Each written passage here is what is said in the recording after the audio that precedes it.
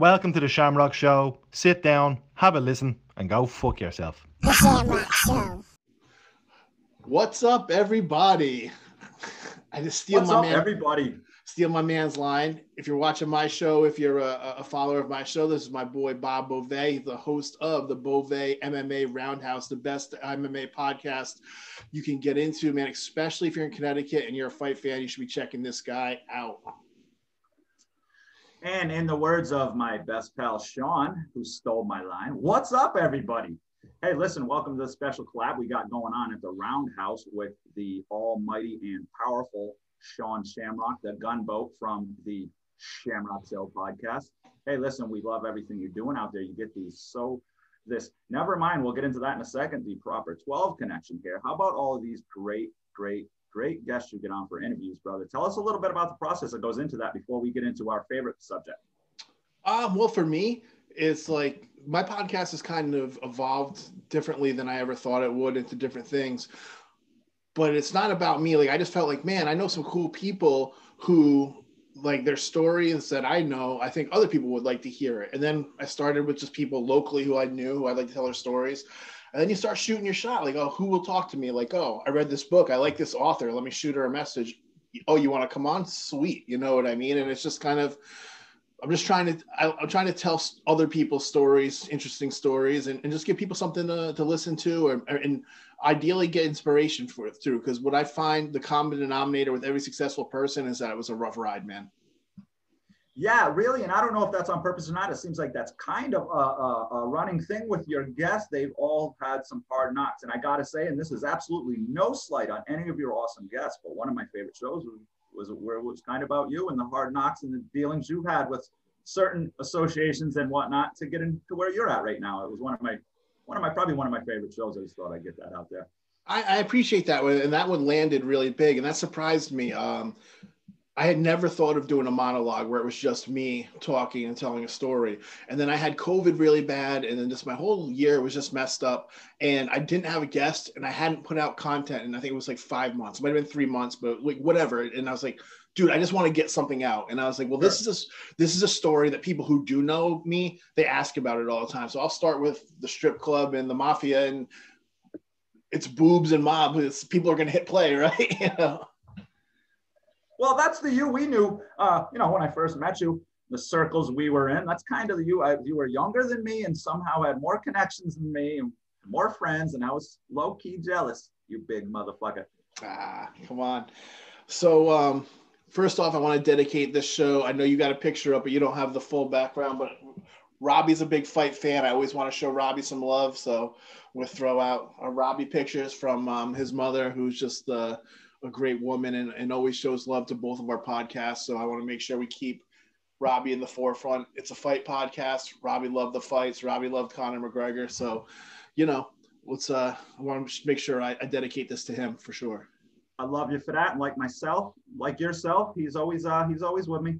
Thanks to you and that picture you got. And Susan, if you're watching, we love you. We love all sport. We genuinely feel the love, and we need you in our lives, so thank you, and we'll try to do our best to support you as well, Susan. So, UFC 257 this past Saturday. Wow. I'm going to try to fight through the tears to do this podcast. I'm heartbroken. Not only did I keep Conor on the set, but I broke out the 2 belts just to show you I'm riding with him no matter what. I got the new Conor Roots of Fight shirt on. I felt like the fights. A fight is supposed to answer questions, right? Like, this guy's better than this guy. This guy is on his way up. This guy's on his way down. And to me, the fight left a lot of questions. And we'll get into that. The one last preface I want to make is there's a thin line between reasoning and excuses. And I want to make sure that I have no excuses. I want to say that Dustin Poirier was the better man on the night. He was the better fighter. The better fighter won that particular night. Nothing I'm going to say about what I think about what's going on with Conor is an excuse as to why he lost. I want to dig into why I thought he lost. And I just think Poirier put on a great fight.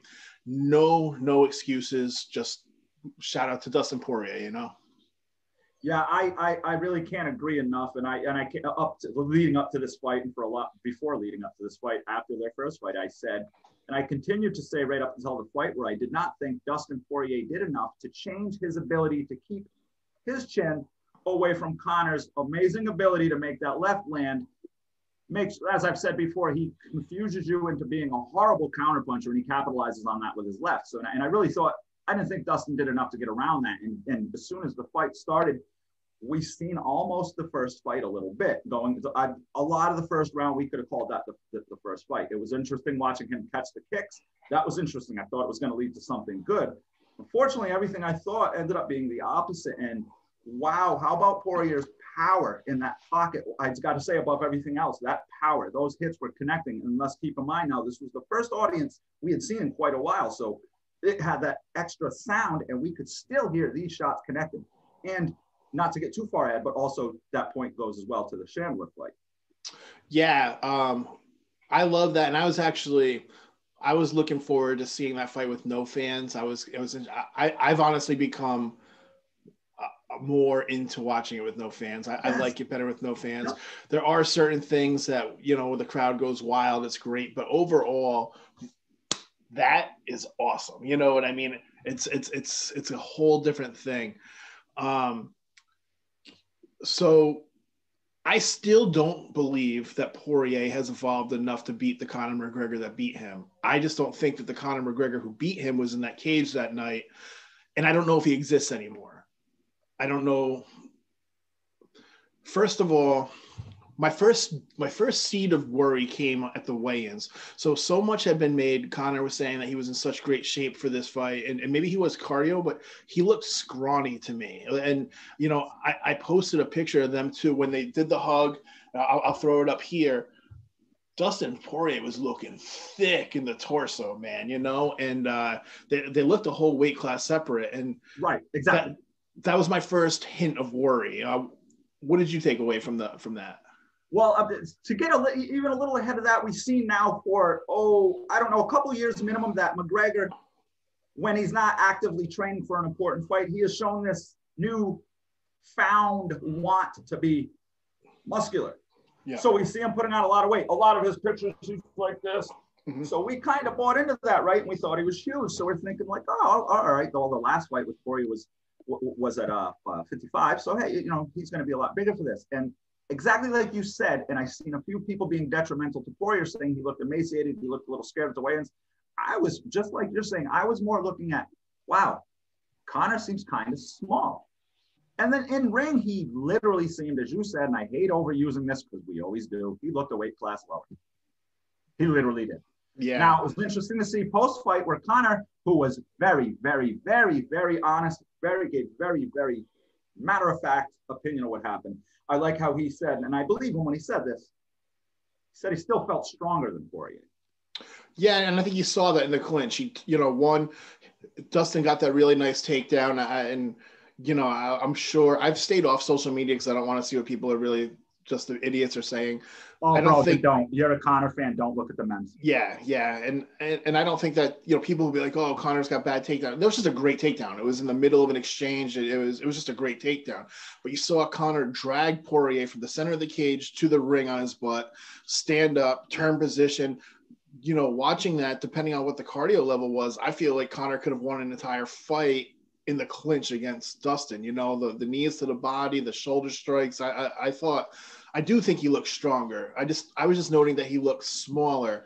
And my first, if I was to lay out what I think is going wrong with Conor, my first thing is I think just this change of weight classes all over the place has been detrimental to his body. He cut for so long to 145 when he probably shouldn't have.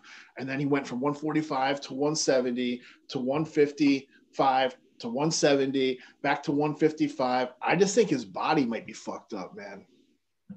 I couldn't agree more. And like I said, and, I put more, and it's the same idea with John Jones. I put more into this, and like I said, they found this huge interest in being muscular and looking bigger. And I think with McGregor, more than anything else, I think that extra muscle does not lead to better crispy speed, and it doesn't lead to better power. And for him, I think he's a 145er, and nobody would ever touch him. 155, maybe in the top 5 or 10. just the biggest takeaway from that was how we all seen, and you've seen it yourself, McGregor was all about, I'm putting on muscle, I'm going to be muscular. All his pictures were him flexing. And then we seen him in there. Not that he looked skinny by any means, just next to Poirier, it was amazing, the difference. Right. The other thing that really bothered me was his stance. And we've kind of seen an evolution of this, right? So if you watch old Conor fights, if you watch him against Aldo, if you watch him against Poirier, he's in this sideways MMA stance like this, right? And then this one, he's in this high guard boxing stance. There's a couple things about that. One, his whole thing was range, right? He'd feel for the range. He wasn't looking to get in a phone booth and have a fight of the night slugfest. The other thing is, if you were to take a boxer, right? Like people would say, if Floyd Mayweather, if Tyson Fury, if whoever came to UFC, what would happen? Well, there's two ways you're going to beat him. One, you're going to wrestle him, or two, you're going to leg kick the shit out of them. That's just how you would beat a boxer because of that boxing stance. That's how Conor beat Nate Diaz. And then Conor comes into this fight and tries to box an MMA fighter in a MMA match, right? Is that what you saw? Let me just touch on the end part of that first. I think Conor's newfound craze with wanting to be a boxer is the demise of his MMA career for a few different reasons. But I seen it more as he, in his opinion, thought Dustin was going to come in there headhunting, whether it was with the feet or with the hands, and he thought his only hope was this. Versus what you're saying, where we always see a lot of this with Mac. He's setting up. Even when he does it with the left, he's setting up for that left. That's something for another day, but he has an amazing ability to do that. He uses his left as both a block and his power hand sometimes, and it's amazing to watch. But yeah, it couldn't. I do believe when he felt that first crisp bit of power, we all heard it. I mean, I believe that kind of like we saw with him in the first Nate Diaz fight, we've seen it with Mac. Very little, but we see it. His mind breaks. Unfortunately, I think we've seen that there. Well, what I think a lot of it, one, I want to go on what you said. The boxing thing has really ruined it. You can't spend the time that you've spent. He's did the Mayweather fight, and then you're talking about doing a Pacquiao fight. And he might have even been looking past Dustin to this Pacquiao fight. You know what I mean? And he brought his old school boxing coach into the fold, which is cool. And I've enjoyed hearing from Phil Sutcliffe, and it's neat that he's going back to his boxing roots. But that's just not, yes, he's knocked people out with that big left, but he's not been a boxer. And we've seen guys with heavy boxing in MMA. Robbie Lawler's a boxing heavy fighter. Conor has knocked people out, but he's used two things: that turning side kick to the body and that fucking teep. Not one teep and not one turning side kick to the body. He threw that spinning hook kick and it half landed. But if he had thrown it to the body first, it would have been there. And you know, a Monday morning quarterback telling Conor McGregor what to do. But that's what he's made his whole living off of. Beating up the body with that teep kick, beating up the body with that spinning side kick, and then coming up top with the left. Just working people, throwing the kicks to get them to come to the left. And he just was like spamming that left down the middle. And it reminds me of like Chuck Liddell when he got older and he just started throwing the overhand right, forgetting all the things that got him to land that right. You know, it's the boxing has ruined, maybe not permanently, but to this point, to me, the Conor McGregor with the no kicks and the heavy stance and the high hands. He was just tight. He wasn't loose and flowy. He's just, he had good head movement, but he wasn't flowy and loose and reacting, you know? Absolutely. Couldn't agree more. I've seen a lot more planting. I've seen his feet stay still on the mat. When have we seen that? Unless he was laying down. We don't see that a lot. Right back to the boxing. I blame it on the boxing. He put so much time. And you know better than anybody else, Sean. You train, you fought, you know the difference between striking for boxing and striking for MMA. They're not the same exact thing. You know better than anybody else, and you can describe that. But I think maybe he's pushed so hard on the boxing, it almost broke into his MMA memory, dare I say, a tight bit. Yeah, I agree. And I hadn't seen. I was on Twitter and I saw some stuff and I hadn't seen people really touching on the stance. But one thing I saw about the stance, I saw one guy pointing out, hey, it was weird that Conor had this stance And then Luke Thomas had responded to, Luke Thomas, you watch Morning Combat or anything. And Luke Thomas has said, he's that guy with a way less cool beard than me. Way less. I'd whoop that dude too. No, he's better at jiu-jitsu. But anyway, moving forward. But well, that donk. But he was saying that he thought that the high guard boxing stance was more economical for an energy standpoint for Conor, right? So this whole thing about Conor's cardio has been a long time thing, and it's something I don't really understand what happened with this. So we saw him fight Max Holloway over 3 rounds, was not a competitive fight, and there was he blew out his knee, and he wrestled, and he rolled, and he did jits, and he looked like he could have gone 6 rounds. I mean, he looked great. And then it never really gets talked about, but I saw in the Chad Mendez fight, so the first time I saw him start to gas, even though he knocked him out in the second round. And then his cardio has looked bad, and I don't know what the difference is. But to go back to what Luke Thomas said, if you're going to do a different stance to hold your cardio, but then you can't win the fight in that stance, so we're throwing out the baby with the water, right? Like, you should just go for what you know, and if it does, you run out of gas, you run out of gas. You don't want to be frozen. I've known guys in my gym who don't have great cardio, so you do less, you know what I mean? And then when you do less to save energy, but then you lose the fight. What are we talking about here? What's really the point of the contest? No, I agree. Are you just looking for TV time or whatever to, maybe you think you're going to give us a better or not better show, but we can definitely both apparently agree on that. He has been, he had a better ability to wholesale his power and have it there when he needed it. We see him now, and like I keep saying, he's planting his feet. We haven't seen that a lot. And the other thing about Conor to me is that he's got great killer instinct. When I saw Dustin come out of that clinch, I said my buddy Sam and my buddy Derek were over, and I was like, holy shit, Dustin's exhausted. He looked exhausted when he came out of that clinch exchange.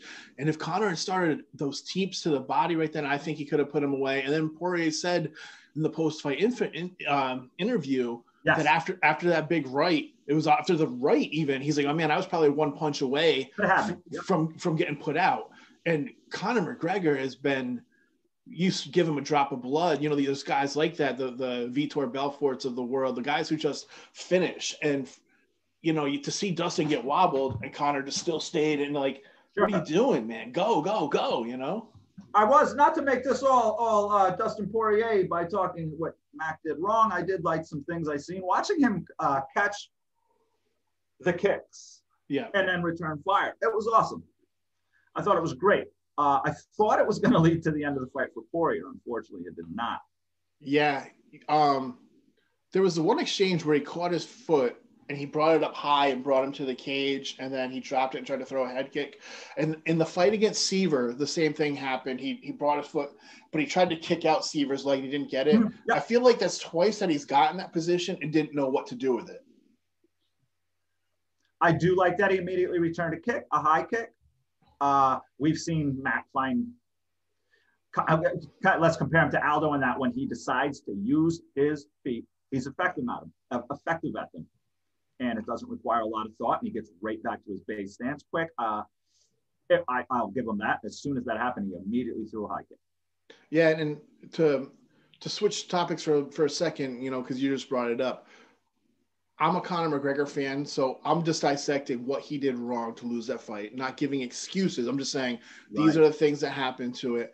But to go to Dustin, coming in with that leg kick game, man, that was a beautiful, beautiful game plan. I think, and he stuck to it. He didn't give up on it, because that hurts your leg when you do it too. Guys stop throwing leg kicks because it hurts to kick somebody's leg. It just hurts the other guy way more.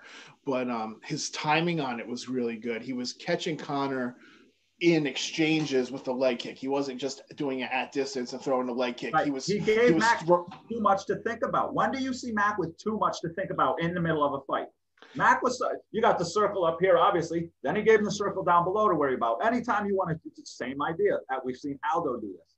It doesn't matter how big or tough you are. If you necessarily, for Mac, keep the leg move. Keep the legs moving. Keep the legs moving. Keep the legs moving. We've seen him take out bigger and stronger foes like this before. It's amazing, almost like Dustin Poirier, and like getting back to the high guard, almost as if he knew that. Yeah. On Dustin Poirier's end. And then some of that is going to come to just not being in there enough. You know, you haven't, when you're saying you've got too much to think about, when Poirier's had more fights in the last year than Conor's had in the last 4 years. You know, you go Alvarez in 2016, nothing in 2017, Khabib, October 2018, nothing in 2019, Cowboy, January 2020, Dustin, January 2021. It's not reasonable to think that you're going to not only not have ring rust, but to keep up with your peers who are having 4 fights in 16 months, you know? And let's give it to Cowboy and also kind of nick him a little bit here. He is a very active fighter, but from him to Poirier, not necessarily. And I understand his rankings. I understand his ability to fight. Like I said, it's not a knock on him. It's just, I think it was great to see Mac do that, but it didn't necessarily mean, in my opinion, he was suddenly ready for Poirier. Although, like I said, I didn't think Poirier did enough. I was 100% wrong on that. I thought Poirier had this hands down. I mean, I thought Poirier was going to get knocked out hands down. I just thought Mac was going to be able to find that chin again. I'm just so very impressed with Poirier right now. I mean, I hate to jump the polls here, but wow. And this guy's been around a very, very long time. Oh, he's put on a great run. He's been super impressive, and he's impossible to dislike, which actually kind of brings me to the quote-unquote the head games, right? I saw, when you saw the demeanor between the two of them, being friendly and whatnot. Now, a lot of people said, oh, Conor needs, Conor is going to come out soft because of that, or Conor needs that edge to be some competitive. I disagree. I don't think that Conor's attitude going into it affected his performance per se. But what I haven't heard anybody talk about is the opposite. I think that Dustin Poirier needs that nice guy to compete. I think that that made Dustin way more comfortable than he could have been. It's not that Conor needs to be all hyped up and crazy and aggressive to fight well, but I think that Poirier needs to not have that to come in and do his best work. It's kind of more, my background, more of a tournament style upbringing where everybody shakes and bows and everybody's nice and you never talk any shit. Same idea. I would agree with that totally. We'd be remiss not to say this, as much as we both obviously love Mac, but the sheer embarrassment Eagle gave him is why he's not talking shit. That's my opinion, and it's probably real. I agree with that 100%.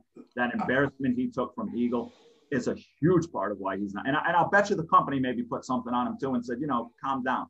Which Mac can do. He can be respected.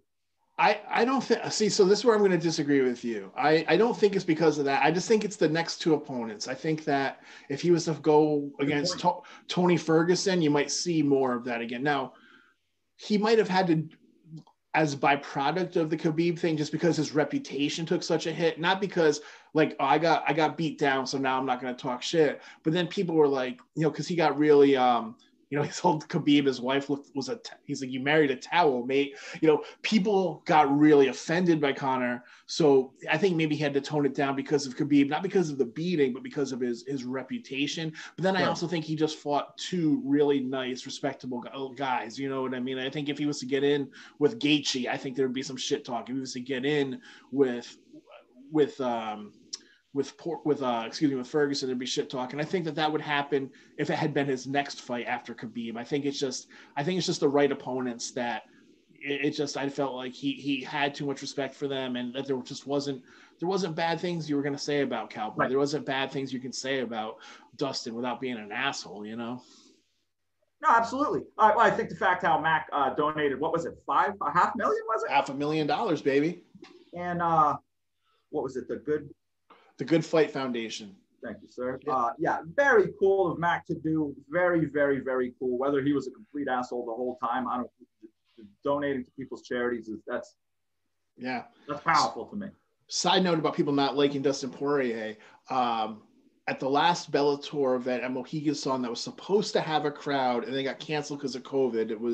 That would have been early March of 2020. Him and me and my friend Kyle were at the weigh-ins, and Dustin and Paul Daly almost got into a fight. They had to be separated. That's a little MMA story that maybe 15 people in the world know about. But yeah, Paul Daly and Dustin Poirier almost came to blows at weigh-ins at Mohegan Sun. Jesus. And I love Paul Daly. He's savage, dude. He's a savage. But when I'm saying that you have to be an asshole to not like Dustin Poirier, well, Paul Daly's an asshole, but pot meet the kettle. Yeah, well, I mean, these things happen. I'm not going to get into him too much. I think he's kind of more depends on his mouth and his skills. But I mean, he's still far more skilled than me, and look where he's at. So what am I going to say about that? Anyway, let's not make this too heavy with Mac. I noticed you got your prop at 12 over there, and I the rumor is you're a big fan of his. Let me hit one more thing, and I knew it. One more thing, and it's going to be kind of controversial. I think I want to see Conor leave Straight Blast Gym. I want to see him go to a big gym, a different coach. It's not controversial in my opinion, and I could see people like, what, you're crazy. But yeah, I like that. I think he needs a different look. I think that he's exhausted the training partners that he's had there. Oh, sorry about that. I think he's exhausted the training partners that he's had there. And I haven't liked the game plan. I didn't like the game plan against he tried to box Floyd when he should have tried to walk him down. He tried to walk down Khabib when he should have tried to dance around him. And then they even said after the Khabib fight, they're like, we were so concentrated on defending his wrestling that we didn't work on what to do offensively. And I think we saw some of that in this fight too, where they were there was no reaction to what Dustin really does. Dustin has a great I'm not sure if you know this. Dustin's actually a right-handed fighter, and he fights southpaw. Yep. You have to watch for that check hook. If you've ever watched a Dustin Poirier fight, that he doesn't knock people out with a straight left. He knocks them out with hooks, and his lead right hook is actually his dominant hand. And that's what he's fucking hitting Conor with. To me, that's if you're planning for a fight with Dustin Poirier, the last punch you should get hit by is that fucking right hook. It's just, I just don't think. I think that has run its course over there. And I know that he's made a big deal about sticking with the people that he's come from, but I also have an inside source that told me he also was very close to leaving after the first Nate Diaz fight. But I would like to see him, if not leave that camp, come get some round. Like right now, James Gallagher from SBG and Bellator, he's living in Missouri. He's training at James Krause's gym. I don't know what the name of the gym is, or maybe it's Detroit, but he's in the States with James Krause from the UFC, and he's staying there until his next fight, where he said he's not leaving America until he fights again. So, well, let's shortly after the Mac loss, and we do see this, not every fight. I'm not saying it's out of place or anything, but it was a little odd. Kavanaugh got out ahead of it on social media and said, "Oh, we're making big changes. We know exactly what we got to change." It made me think of that immediately when you were saying he should leave. Brings me to a point I was making. I'm not a fan of his, but the old timer BJ Penn. Now, one of the worst things with BJ Penn's was it was a family gym that got him there. But once he became famous, and as they say with Conor, the silk pajamas, it's hard to get out of silk pajamas at 5, 6, 4 a.m. to go train. And that's a reality with BJ Penn. It was a reality, and it was part of the downfall of his skill set. And I would be remiss not to mention that as far as Mac, who is a billionaire or millionaire and doesn't need the money that bad. And I'm not saying he don't get up and train, but that hunger, that welfare, that no money in the bank, that's not there anymore, and you'll never get that back. I 100% agree. And I think that was more a factor in his last fights. I believe that he was in great shape for this fight. I believe that he did the work for this fight. But I think that hunger part is going, like being a father, having the kids, having that, if you were to have asked him for this fight, like, hey, this fight is to the death, but the prize is $100 million. Kind of, what the fuck are you talking about? But I think if you had put those stakes in for the Aldo fight, he would have been like, sign me up. To the death. Let's go. Good point. Yeah, that was a few seconds of 12, 13 seconds of some of the greatest things we'll ever see. And we were already fans of his. We didn't need that. Oh, hey, those never come off, bro. Dude, I got this Conor tattoo done the morning of the Mendez fight, right? So before, as a show of like, I'm all in on this, and he won. So then before he went to fight Aldo, I had it redone again. I had my tattoo artist, Alyssa out of Black Velvet in Stonington. She just opened her own shop. She's great. I was like, hey, we're doing this. Yeah, her Instagram is EB Tattoos. I was like, we're doing this again for luck. And then he beat Aldo. And then for the first Nate fight, I went to do it again. And she's like, I'm not touching that tattoo. You're going to end up with horrible scarring. And then he lost. And I was so mad at her. I thought it was because of the tattoo. Yeah, I remember the Mendez time. Everybody's, oh, wait till he faces a wrestler. Wait till he does this. Wait till he does that. And remember when he fought Silver, everybody, they can't get up. His takedown defense sucks. This sucks. And then he walked through Silver. And then everybody, whoa, as soon as he faces a wrestler, he's done. Then he destroyed Aldo. I think one of my favorite fights, just because we can't seem to get off Mac, one of my favorite fights I just got to mention, obviously, that 5-shot to KO combo for Alvarez. One of the greatest. That's my favorite. That's the best performance in a championship fight of all time. Better than the one punch. That was the best performance we've ever seen. And that's what I wonder, right? So we look at Conor now and we wonder what's next. Where is he at skill-wise? If we just went with the run that he had, right? The 5-fight run. So we'll say Holloway, we'll skip Brandao, it doesn't matter. Yeah. Holloway, Poirier, we'll skip Seaver, and then you go Mendez, Aldo, those 4 guys, and then to go up the whole thing, I'll go to 170 last minute because Dos Anjos pulled out. Lose. All right. Oh, so-and-so pulled out? No problem, boss. No problem. Lose the fight. Say, I'll take that same fight again at the same weight, win the fight, win the second world championship. If he had walked away, I think you say that's the greatest fighter we've ever seen. Sure. Hey, but that's another great point. I remember at the time, and I truly mean this, and I was a huge fan of Max, when he was supposed to fight RDA the first time, I genuinely was nervous, and I thought RDA was going to hand him his first loss. Going forward, I think right now is a good time for that fight to try to happen again. What do you think? As just an MMA fan, sign me up. As a Conor fan, I think you got to give him, they leaked those DMs of him asking about the Diego Brandao fight, and everyone laughed and they jumped down his fight. But if you were to look at boxing, right? Boxers, world championship boxers, they take those fights all the fucking time, Sure. And I think that in MMA, it's a practice. It's nice that the best fight the best all the time, right? That's fucking awesome. But sometimes you just need rounds. Sometimes you just need to go get a win back. And I'd rather see a little bit easier of a fight for Conor in his next fight. Just to let him get his bearings back, man. And when I say easy fight, I don't mean Diego Sanchez, just because like something like that would never be made. But maybe Paul Felder, somebody just a little bit lower down. And Conor has dropped. He's ranked number 6 in the lightweight now, so he can fight right next to RDA. I'm telling you, in my opinion, the RDA is the fight to happen. I got to see this fight now. And I remember I was very nervous. I thought Matt was going to lose. Yeah. It makes sense. I really want to see that fight now. It makes sense. I just don't like that fight for Conor right now, personally. Right. Because, although we've seen, I don't know if it is timing, age, the window closed, but whatever, RDA is not firing on that same 12-valve Cummings he used to fire on. He's more on like an 8-cylinder now, but he's still a power hitter, and I think he could still show us a very interesting fight. All right, fine. Sign me up. You sold me. Damn, see how easy that was? I didn't even push it hard. I like you, brother. Hey, but while I got you, what is that damn, is that from Donnie Darko, that rabbit thing? No, this is actually, yeah, that thing. He is John Morrissey, and he is the mascot for the Dead Rabbit Bar in New York. It's the #1 bar in the world. It's an Irish bar.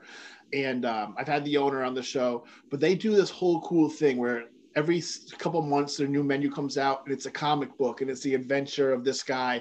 He was the leader of the Dead Rabbit gang, and he was murdered, and he was come back as this figure, as a ghost. It's this really whole badass thing. But that's cool.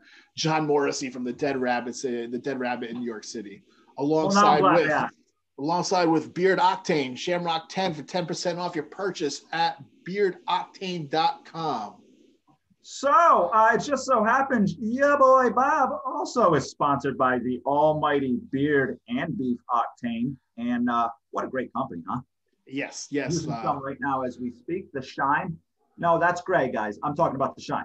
Yeah. And it even works. I just got a small beard going right now, and I still use it just to keep it, because I got my beard grows like all kinds of funky ways, and it keeps it nice and conditioned and helps it grow correctly. So I recommend Beard Octane. I know Death Metal Bob recommends Beard Octane. You can go get oils, you can get combs, you can get conditioners. They got all kinds of stuff, man. Beardoctane.com. Tell them Death Metal Bob or Shamrock sent you. Shamrock 10 for 10% off, and we appreciate the love. Heck yeah, it's awesome. I think it's pretty cool, brother, that we share that sponsor. They're awesome, and that's just pretty neat. On a side note, personal level, me to you as good friends, that's pretty neat. Yes, sir. Yes, sir. Hey, I heard there was more fights on that card. Oh, wait. What is that? Look at that. I don't have one of those. Beard Octane. In any case, there was other fights on that card, sir. What do you think? Let's talk about the amazing, really, really, really great performance, showing absolutely no ring rust, though most of us thought he wouldn't. Chandler puts on a great performance. Iron Mike Chandler. So wow. An incredible performance. I was rooting for him. I've always enjoyed watching Michael Chandler fight, but when he's in Bellator, I wouldn't say I was like this big Michael Chandler fan, but I'm a Bellator homer. I like Bellator as a product. I've got friends that work there. I'm a Bellator homer. So when a guy from the UFC goes to Bellator, I hope the Bellator guy wins. When a Bellator guy goes from Bellator to the UFC, I hope the Bellator guy wins. So I was hoping to see him, and I thought he had the worst possible matchup he could have had in the top 5, just because Michael Chandler is a short 155er and Dan Hooker is a tall 155er, and you've seen him hit smaller guys with those knees. And I just saw Michael Chandler diving for a leg and fucking eating a knee through the back of his skull. That would have been, if I had to put money down, that was my prediction. Absolutely, that went through my mind as well. I'm like, he's kneeable. And like you said, as am I, huge Bellator homers. And it's more than just, hey, that's who we like. It's the ability to put our hands on that product, to go see that product, and as to a higher extent to you with the friends you actually have over there. Even when my little ass goes over there, they know me. It's such a great homie event. The ability to see a Bellator live, unless you've done it, and you can see for yourself, it's different. It's got a different feel than the UFC. It's not necessarily better or worse. You have to do it at least once in your life. Right, and we're lucky where we live in Connecticut to have Mohegan Sun, one of the 3 largest casinos in the world, where Bellator, on a normal year where it's not COVID, they're still there 4 times a year, usually 2 back-to-back shows in the spring, 2 back-to-back shows in the fall, and they're reasonably priced, and they bring us the top level competition. So for years, getting to go see that, I become a fan of the product, and I've become really familiar with all their fighters. That's why it's so, to me, it surprises me. Michael Chandler was telling the story that he was in Vegas with Robbie Lawler, and somebody went up to him and asked him to hold the camera and take a picture of him and Robbie Lawler, and then asked him if he fought too. And at this time, Robbie Lawler, this was like, I guess years back, where Robbie Lawler was just still a journeyman and Michael Chandler was the Bellator champion, and he's like, fuck, bro, like. And that is so, relatable. We hear stories like that all the time, and it's unfortunate, but they definitely, you can obviously tell they have different approaches to building stars. We've seen with our very own friend, and we've seen with MVP, and we've seen it with several people, and Scott Coker's admitted it to us, how he builds stars a little bit differently, etc. Me personally, I would have tried to, I'm not sure that's how I would have handled Brendan Ward, but it is what it is, I guess. Well, to be fair, there's not really any way to handle Brendan Ward. Good point, right? You just hold on and hope to get the Brendan show. We love your history, brother.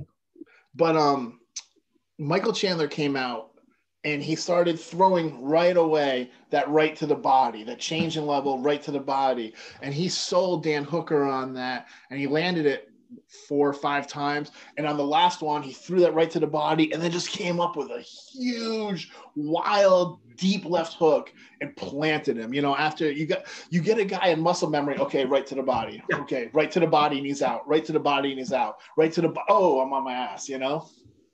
Amazing. I couldn't believe it. Like I said before with the power, it's like him and Poirier had some bet over who's going to punch hardest. They were finding that range. They were finding that chin. I mean, wow, the power Chandler was putting down was amazing. Yeah. I was so impressed with him. And I was trying not to be because like you, I love Bellator, but I have this memory of them all kind of shitting up the place their first fight over for whatever reason. Not that they're going to do shitty or not. Look what we've seen with Alvarez. He went on to do great things over there. But I was surprised more than anything. I had this look on my face the whole Chandler fight. Like, well, when Mike Chandler threw that push kick, I knew the fight was pretty much over because I don't remember Mike Chandler ever throwing a push kick to somebody's chest in my life, and I knew he was just loose and he was in the zone. Did you see the reaction? It was like their hands-on moment, and he knew. He's like, oh, all right, now this will. I think at that point, Michael Chandler was like, "Oh, I'm going to do whatever I want," you know. And that was a wrap. And Dan Hooker just didn't show up, man. You know, he didn't show up for that fight. I don't know if he landed but 2 strikes, so 2 leg kicks. That's it.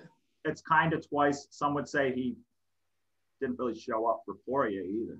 Yeah, well, I like what Poirier said. Not to get too far ahead of that, but I like what Poirier was saying about he don't think he should have to fight Chandler because of where Chandler's at right now. What was your thoughts on that without getting too far ahead of the Chandler fight? I love that fight. I wanted that fight to be Poirier and Chandler. I wanted it to be Chandler's first fight. I thought that was a great fight. This was, you know, before the McGregor fight came around. He'd rather sell hot sauce than have that fight. And what did you think about that? I don't know. I'm wondering. I think there's maybe some personal beef there, maybe of some kind. I think he was trying to send some sort of message to Dana, possibly too. Well, I'd have to ask around about this, and I can ask Ian at Bellator because he might know. They both come out of South Florida, right? And there's inter-rival. Like the UFC even did a season of The Ultimate Fighter where it was Black Zillions versus ATT, I believe, and Dustin's an ATT fighter. The Black Zillions, they split up, but I think that Chandler, he's with Henry Hoof down there at Sanford MMA. I think that that's part of one of the factions of the Black Zillions. I think that there might be some South Florida kind of static over there.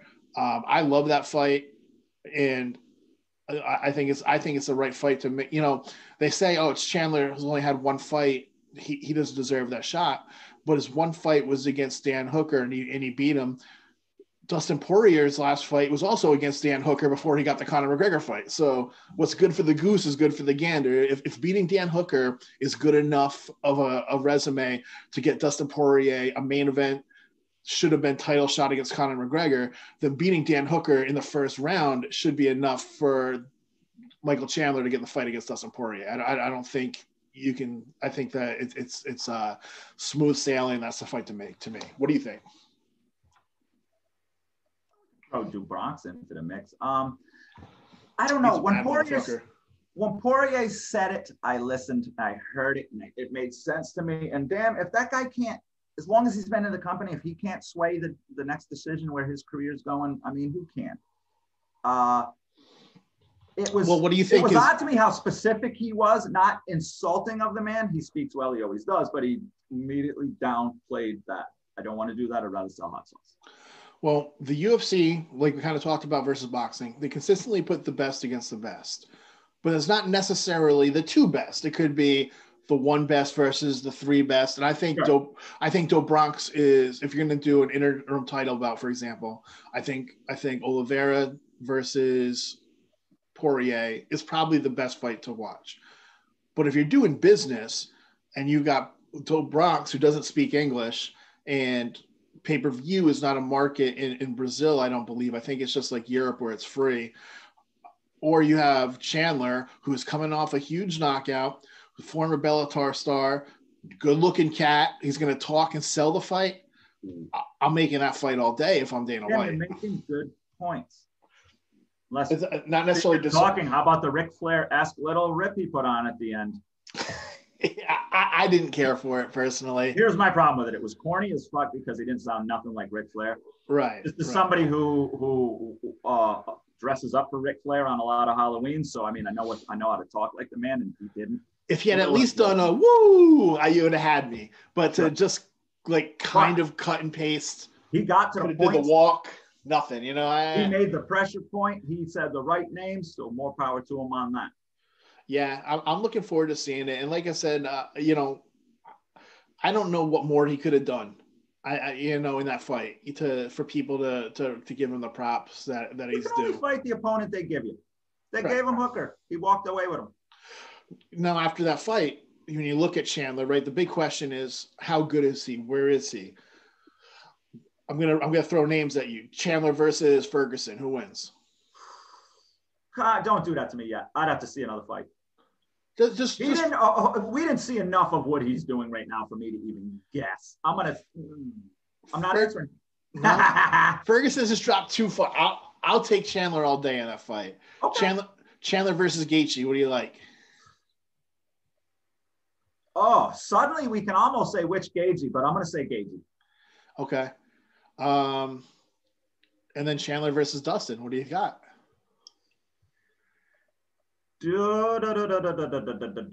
Dustin with defeat. Okay. I think he beats Ferguson. I think the other ones are coin tosses, and they're won't take my money pay-per-view fights. I might pick Justin, and I might pick Chandler over Dustin, but I think they're very 51-49 fights all across the board. Sure, exactly. And not to cut. Don't mind now. Chandler off this big win. He's at the gym now with a whole new burst of energy and love. So we may see him step up a little bit in his next fight. Yeah, well, that's what happens. They say when you win the belt, you immediately get better just because of your mental state. You get a win like that, you're going to get better because of your mental state. You know, and that's the mental side of this game. Something else I want to throw out, just for if people are watching this and they're not big MMA fans, and maybe they just watch my show, or maybe they're the kind of people who just turn in. Like as a kid, I didn't watch boxing, but I tuned into the Mike Tyson fights. You know, there's a lot of people who tune in for the Conor McGregor fights. In any one of these fights, what people need to keep in mind is that on any given night, someone can be the better fighter. That's why if you look at the World Series in baseball, the Stanley Cup in hockey, the NBA finals, there's 7 games. LeBron James and the Lakers could go to the finals and get their teeth kicked in by 50 points game 1 and come back and win it. And if that was the only game, you'd say, oh, this guy LeBron James sucks, so the Lakers suck. But then they could go win the next 4 games in a row. Any given night, any kind of thing can happen. You know, football's kind of coined any given Sunday, but I think fighting is even more than that. It's like it's such a small margin. Like that first leg kick lands on Conor McGregor, that might change the entire fight. If he missed that first leg kick and Conor hits him, we have a whole different fight. You know what I mean? It's fighting is such a game of inches, and the casual person, everyone thinks they know about fighting, and people tune in. Like I thought I knew about boxing when I just tuned in and watched Mike Tyson fights. I had no fucking idea what I was watching. I had no idea that he was fighting a fucking tomato can, a palooka from the front row. You know, I'd go to CES boxing events, and Jimmy Birchfield puts on those events, and he does a great job of getting the local guy to fight a guy who looks good and is absolutely terrible. But I went to those fights for years having no idea, looking at guys like, man, this guy's incredible. No, he's fighting a bum. And the only point of my whole rant here is, to the casual observer, there's a lot to this science that nerds like me and Bob dig into and peel back these layers like an onion. And if you like watching these big fights, I think that maybe you should, you know, anyone out there should listen to these MMA podcasts, listen to an Ariel Helwani and Daniel Cormier on a Monday morning, hear the breakdown fights. You might find yourself even more of a fan because there's a lot out there besides what you're just seeing with your 2 eyes. Sure. I love the subtle nuances and changes to people's careers that lead right to their performance that doesn't always necessarily have anything to do with their in-gym, in-coach training scenarios. Maybe you had a kid, maybe your aunt died, small things that get in the way of your training. You know me, I'm big on windows. Yeah. Some people's windows, they open for a while and they shut and it's over. Some people's open and close, open and close. We could say that about Poirier. We could say that about Robbie. For sure, Robbie Lawler's open and closed and then open back up. Connor's might be closed. We'll have to see. Exactly. It could be, but that doesn't diminish who he was. But Nope. and it might not be. That's why, like, my very first thing I said on this podcast is this fight left me with more questions because he won the first round and he won it. I don't want to say like convincingly. There was no question that he won the first round, but he didn't go out there and blow him out. And he didn't go out there and win a fight around where nothing happened. He won the first round in a war. He figured him out. And unfortunately, he didn't though. Right. But it doesn't tell me enough to say, oh no, Conor's gone, because look how great he looked for 5 minutes. You know, I just don't know where we're at, and that's exciting to me. That's exactly where I'm at with Chandler. I want to see him fight somebody else. So there's one big news that dropped yesterday in the combat sports world involving an MMA fighter and a YouTube personality. Did you catch that? I did. Is this one of those Paul twins you might be talking about? Sure.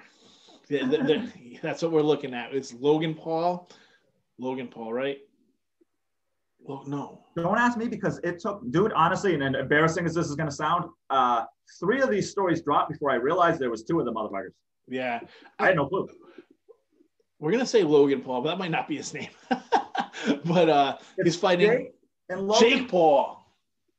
I don't know. One of these assholes is going to fight Ben Askren, former Bellator champion, former ONE champion, former UFC fighter. Former undefeated fighter for what? How many fights? 17 fights? I think 18, with some of the worst hands we've ever seen in professional mixed martial arts. What do you got? Sell me on your side of this fight. What do you think? Okay, so listen, for some reason, and I don't know why, I can't hate the Paul kid there, and the problem is I don't know them enough to know exactly what I'm talking about. But the one that had the boxing match against Nate Robinson. Yes, he looked pretty damn good. And if that's the wrong guy, my whole story is going to be wrong. No, it's the same guy. I don't mind not knowing about these YouTube stars that aren't combat. That don't train in combat. It's okay not knowing. However, having said that, I think Ben Askren is going to lose. I don't know why. I just do. Kind of the same narrative you have. He's not this genius with his hands. So I've been thinking about this since I heard about it. You know, not like putting a ton of thought into it, but both guys were on Ariel Helwani's show, and I listened to their interviews. I don't think that Ben Askren can be knocked out face planted the way he's still a professional fighter. Now his offensive game, I don't believe he's got the power to hurt this kid just because this kid is a big muscular dude and he's been training for a couple of years. I could see Askren just kind of shelling up and getting teed off on, but he's been in there with killers where he had to defend. He does have a great chin if you take away one knockout. Right, which that would have knocked out a rhino, that knockout. Now, granted, he used wrestling to overcome all of that, but he still had to start on his feet against all these guys. I just don't think he has the offensive ability to hurt Logan. Now I want to say it's Jake. I was convinced it was Logan, but now I want to say it's Jake because that just flew like that. But I don't think he's got the offensive ability to hurt him, but I think he's got the defensive ability to make it a tough fight. I do want to see somebody sleep this kid. I want to see him get in there with, like, Bisping was on the table. Fuck it. I'd like to see Artem Lobov get in there with him. I want to see somebody sleep this kid, but I'm going to say that he stops Askren late in the fight, TKO. For the level of I keep saying combat in this part for me. For the level of this event, if he stays at that level, I think he could do pretty good, make a name for himself. The kid's already rich. He's already got a huge following of little kids. And me and you know now that we push these podcasts, how unfortunately embarrassing as it is, we want that fame too, and this jerk gets it somehow or another. But having said all that, he trains. He's got some decent boxing skills. He looked pretty damn good against that Nate Robinson guy, if that is the same guy. And if it's not, I'm sorry. But in any case, it is the same guy. And he did look good against him. But you have to take into account that guy's clearly never been in a fight in his life and clearly did not train for the fight. So it's easy to look good against a guy who's terrible, you know. And this is good that we notice that, because, like we are always saying, and you can speak on this better than anybody, there's levels to fighting. There's levels to training. Yeah, and that's why I think that Askren's going to be defensively good enough to make it an interesting fight. But his hands are just so terrible. And the reason this bothers me and the reason I want to see this get slept is I don't relate to what these Paul brothers do. I've seen some of their YouTube videos. I don't really think he's funny or talented. I've seen him rap. Like, there's nothing about him that I we're just like. Too old. I think we missed that bus. We did. But people who watch him are going to see him knock out Ben Askren and think that means that he's a bad dude, or that, a Bellator champion really isn't that good, or a former UFC champion. He's not really that good. Not to cut you off. The same thing we're just getting over our CM Punk hangover. Let's not do that again. Right. You know, that's why. There's a big guy in wrestling. He must be good. Yeah. Well, maybe not. Listen, if he wants to stick around and fight basketball players and stuff, I'm all in on it. Oh, speaking of which, if I can get if you don't mind, I'll plug real quick. I may be getting. Do you know who Lamar Odom is? I couldn't tell you the team he played for now. Okay, but he was an NBA player, a very good, not a superstar, a very good NBA player, and then he married Khloe Kardashian, and he overdosed in a brothel in Vegas. Oh, yes, okay. He's going to be fighting in some promotion called Celebrity Boxing. I'm assuming that means he's broke. I don't know. The promoter of the event is somebody, I forget his first name, but his last name is Feldman. And I'm wondering if he's David Feldman's brother. But he friended me on Facebook, this Feldman guy, David Feldman. No, that's the other guy. Whatever. David stuff. I'm losing my Feldmans and my Pauls here. But the guy who's promoting this celebrity boxing match friended me on Facebook, and I hit him up. I'm like, hey, do you think I could get Lamar Odom on the podcast? And he said that he thinks so, and to touch base in the next month. So if you're somebody who likes these Jake Paul celebrity fights, I'm hoping to have Lamar Odom before his fight against his unnamed opponent. But he's a retired NBA player, married a Kardashian, overdosed and died in a brothel in Vegas, and was brought back to life. It's crazy, right? Yeah. What do you got coming up? Crazy lives. So you have two podcasts here, stud. You're over here double dipping. What do you got going on in your life podcast wise, bro?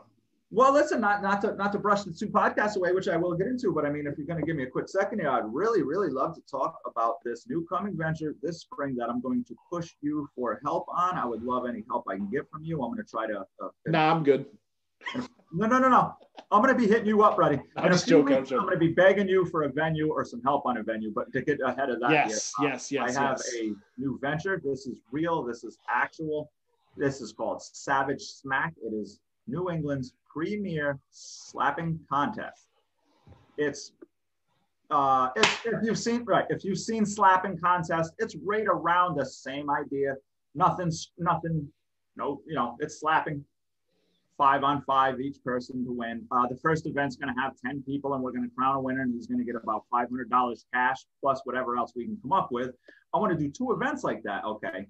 Each champion who wins $500 is then on the championship. We're going to do it at an intermission of a Donnybrook Fight Promotions during their intermission, and those two will have a smack off to see who's the champion, and we'll give them an actual championship belt, Savage Smack championship belt. And I'd love all of you, anybody interested or anybody that just wants to go and click a like on that page. That is Savage Smack on Facebook. Yeah. So that's crazy and interesting. Man, to do that, you have to have some balls or to be an idiot. I'm not sure which. Well, I could not stand there and let somebody hit me. I just don't. I would flinch. I would cry I couldn't just stand there and let you slap me in the face. So I can't wait. It's weird coming from you because you get punched often. You spar way more than I do, especially these days. Yeah, but I got to be able to hit back. In my mind, I'm going to be able to get out of the way. I couldn't just stand there and let another grown-ass man slap me in the face. Yeah. It would fucking freak me out. I wouldn't be able to keep my I would block. I would not be able to keep my natural fear reactions from kicking in. So I can't wait to see this Savage Smack event that you're going to put on. Kids online, we see them in person, especially, you see them, I've seen them, you've been in the bar game. They're fighters. They watched UFC that one time. They're going to beat everybody's ass. Well, okay. Well, how about a smacking contest? Right. Yeah. I've smacked judges. No, dude. We've seen the YouTube videos. This is something that's going on, man. You put in a mouthpiece. With a little luck, man, and with a little help from people like my best pal Shamrock, hint, hint, this could be something. I'd like to do this every year. Like I said, the initial event to get the first winner, the second event to get the second winner, and then those two would fight at an intermission. Probably Donnybrook every time, unless maybe CES. Who knows who wants to get involved? Cage Wars will definitely get involved with that too. But like I said, that'll be the crowning event. Will be at probably an intermission. I'm in. Maybe we can work something out where I sponsor a round. This round brought to you by the Shamrock Show. Love it. We'll figure it out, man. Let me raise a hand, dude. Let me raise the winner's hand. As far as my other podcast, I do a podcast with a good friend of mine named Big Mike. Shout out if you're watching Big Mike, very supportive. We do a show called Bong 30 with Big Mike and DMB. Basic general knowledge. We got maybe a half a dozen shows in. Real fun, real general knowledge. Just something away from MMA for me. I rarely talk about MMA on it because it's all I talk about. You and I have this discussion a lot. MMA is great. We love talking about it, but sometimes it's good to talk about a little something else. Am I wrong? Right. And that's like for me with my podcast, MMA is my love. And I try to keep combat sports like I'm training at a gym now, Second Chance Gym in Preston, shout out to it. And the owner of the gym there has offered me some good connections, but it's like, I gotta, and I'm going to take them up on them, but I want to spread them out. Like, I don't want to just do 4 boxing shows in a row, even if it's like really interesting cats, you know what I mean? Cause it's just like, I talk to my friends about fights. I talk, this is something to me that I'm trying to step outside of my comfort zone with. But I love that you do that. The interviews you get are just almost in a way random, but at the same time, the randomness of them makes them so much. It gives your own show. Your show has a niche. The people you get on are always somebody different. And well, I'd like to do one. I love coming on your show, and whenever you want to have me on the show, I love taking the ride down and coming down to your studio. I love your you'll studio. Always be an honorary co-host over here, and people that know the show, they know you. Whenever you want me to come on, I'd love to. But I'd like to do this more often too, maybe with like the big fights, every once in a while, whether it's a Conor McGregor fight or just something like, for example, like how that 5-second KO happened with Ben Askren and George Mouse. If we saw something like that, when some big events come on, I'd like to do this if you're cool with it once in a while, because as much as I don't want to do an MMA podcast, I want to chat MMA with you once in a while, just to give some bonus content to my followers who do like MMA, and to expose myself to your amazing, huge audience that you have on your podcast. I love you, man. Nah, man, I love you, and I love what you do. Like originally, I mean, you always knew that the idea of my show was to have a fighter, and then me, the guy on the couch, color commentator Bob with some sort of fighter. That's why you're always welcome over. But not to mention that we always flow. If we got 10 minutes to talk, a half hour later, we still got 20 more things to say. It's not always efficient, but we always got a lot to say, brother. I appreciate you for that. I've known you a long time, and you are one of my, I mean, for years now, you've been one of my top buddies. You're always helpful to me. And you don't lie. You don't sugarcoat shit. If you disagree with something, you tell me that. I appreciate you for that. Nah, for sure, man. And you're somebody who I look to, this podcast community is locally is small, and I like just watching what you do and the evolution of your show, and just in equipment and look, and you've got a different logo than you used to have. You've done just different. I like watching. You're always evolving, man, and that's how I want to be in my show. And I appreciate you coming on to chat this up with me. What are the links? What are your Facebook links for those 2 podcasts and Savage Smack? Do you know the links offhand? Okay, check me out, Bove MMA Roundhouse on Facebook, roundhouse.facebook.com, and Savage Smack, capital HQ. Okay. That's the hashtag. Please, everybody, hashtag that. Hashtag Savage Smack, capital HQ. And same idea, you can find that Savage Smack on Facebook. Most of our platform, everything we do, unfortunately, is on Facebook. We are moving the show officially to YouTube going forward, and then putting it on Facebook after the fact. So there are going to be some big changes. Unfortunately, Facebook is, as much as we love it and as much as it gives us our following, it's time to go And what about the Bong 30? What's that? Is that just facebook.com/? Right now that is on Facebook, but we do have, you can head over to the Facebook page, but you can also, we do have a YouTube page, and the very next live show will probably be next week, and we're going to be shooting live from YouTube, and that is Bong 30 with DMB and Big Mike on That's Facebook. what's up, man. That's what's up. I appreciate your time. I love you to death. This was great getting to talk about these fights because I haven't really had a chance to sit down and hash out a long form conversation on my heartbreaking Saturday night. So I'm happy to come cry on your shoulder, man. There's no other shoulder I'd rather cry about MMA on than yours, man. Listen, I appreciate you, man. I've been doing this a long damn time, longer than you, and I'm jealous over your show, and I'm jealous in a good way, brother. Good shit. And I appreciate you, man. Let's get these brands out there. People, if you're watching, share everything. Share, share, share. Don't forget the Shamrock Show. Constantly bringing us great content. The Shamvay Show House, bro. Yes, I love it. All right, man. I will talk to you soon. Thank you so much for coming on, man. And thank you for having me on your show because this is a dual meetup. You're the fucking best, bro. Roundhouse. Over and out, big brother. Gunboat, out. Yes. The Shamrock Show.